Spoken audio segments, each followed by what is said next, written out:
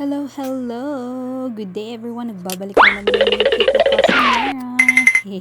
So for today's video guys, gagawa nga ako ng or magluluto ako ng hapunan namin. No? Ito pork chop naman ang aking lulutuin. Naglagay lang ako dyan ng mga pampalasa ng paminta, asin, onion powder. Wala akong garlic so wag na natin lagyan. And then itong paprika and then MSG. Optional lang naman yung MSG guys.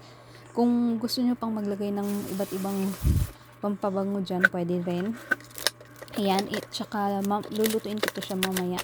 I-marinate ko lang muna siya. May time pa naman ako magluto or i-marinate ito, no? So, ayan.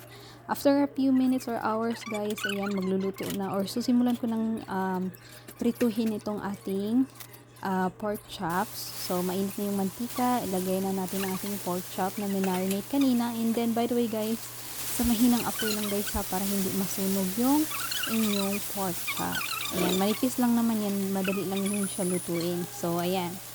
Pag nag-brown na yan, luto na yan guys. Ayan, tapos sinet aside ko lang siya kasi magagawa nga ako ng gravy. Ayan, naglagay ako ng butter, garlic, and then itong onion. So, wala akong mushroom so hindi na natin lalagyan. Tapos, maglalagay lang ako ng all-purpose flour.